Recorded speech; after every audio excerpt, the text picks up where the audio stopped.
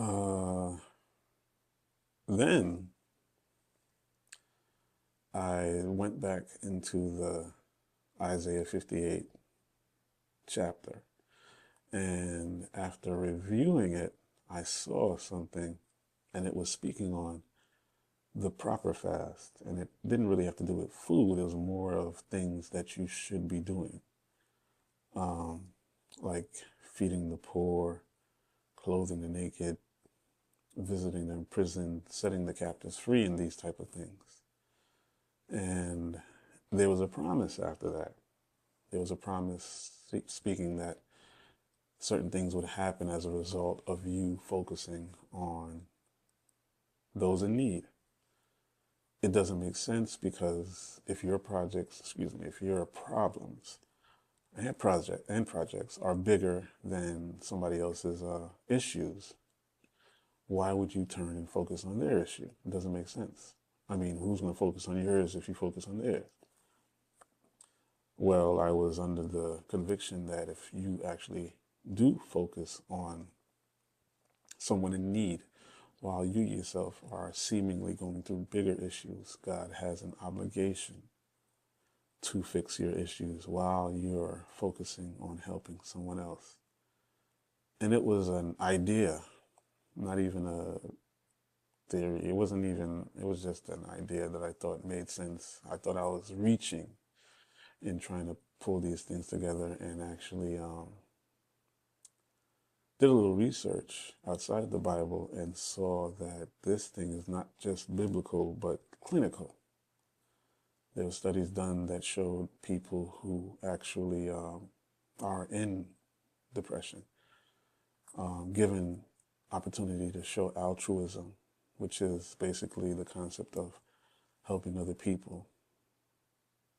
When they practice this, their symptoms alleviated to the point where many of them actually were able to positively say that they are not in a state of depression or anxiety, which are basically cousins, depression and anxiety. So I was amazed at the fact that this is actually true. And I actually thought during going through depression that I could actually try this. So I got myself involved with feeding the homeless. And it always gives you a good feeling. It's never something to just do to just try out. I did it with a genuine intention and motivation to help other people. And when I did it, I started to realize that my symptoms, if you will, were easing up. The more I did it, the more I focused, the more dedicated I was to helping other people, I started to notice a shift in the cloud. The cloud started to ease up, and then I started to, I don't know how it works, but God started to expose me more to people who can help me. Not therapists, just humans, giving advice, like speaking out loud in the midst of depression, saying things that you initially don't believe, but do actually work.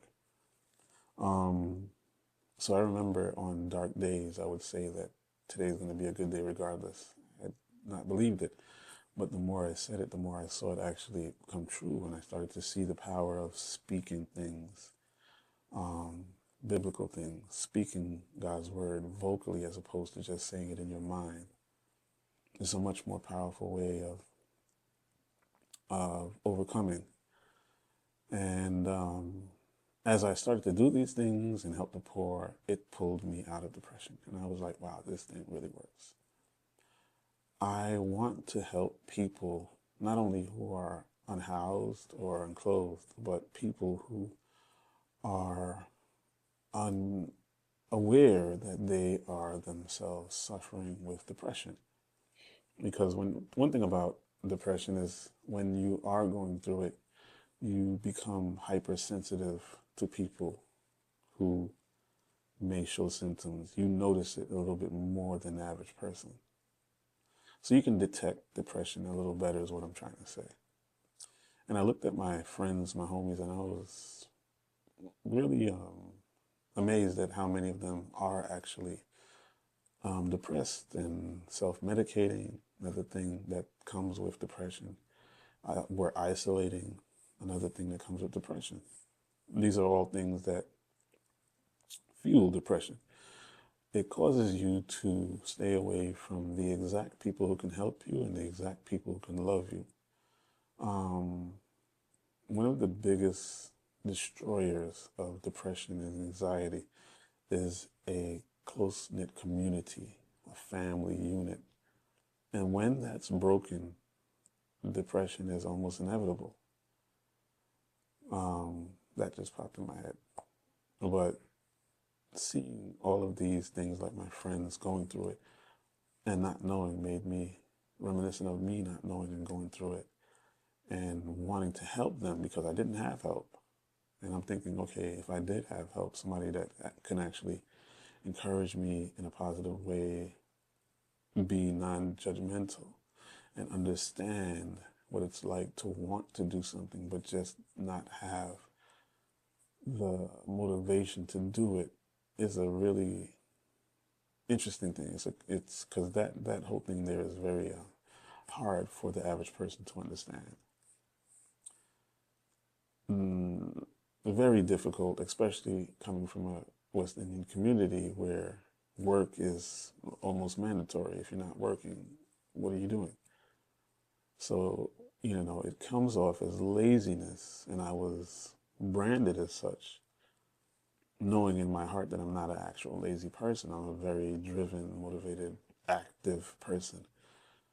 So for me not to be motivated means that there had to have been something strong holding me back. Now that I know, different story. I want to tell the world that that whole Isaiah 58 lens is liberating for not only the person going through it, but the people that you actually get in contact with. There's so many beautiful truths about Isaiah 58, how to properly keep what everybody's talking about now, the Sabbath. You want to know how to keep the Sabbath? You go to Isaiah 58. You want to know how to mentally heal? Go to Isaiah 58. You want to know how to heal people? Go to Isaiah 58. And the promises that come with it are amazing. God promises speedy health, recovery. He promises to pull you out of depression, because your darkness will become as noonday. Your darkness will become as noonday. Your gloom and all these things, you'll be out of it as a result of doing what God calls the proper fast.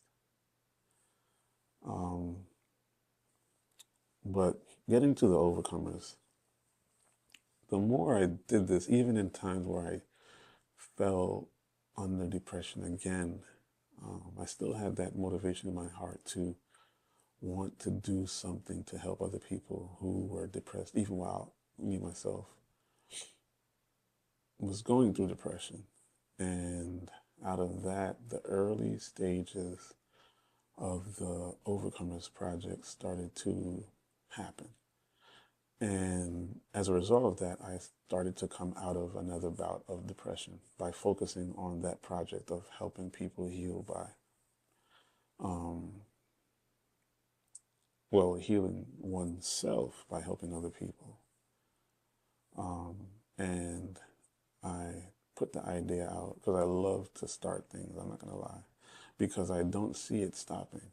When it does stop, it's a discouragement in itself, but stopping is it's not a reality to me once I start something. So starting this Overcomers Project, God put people around me, great people that have always been around me. I don't want to name names because there's too many, but I have to say people like Bobby Waters, people like Monique, Manny, so many people who are still genuinely interested in seeing something like this happen, because they saw the possibility and the potential it had, because it's a unique avenue of witnessing and a unique avenue of healing, but not unique at all.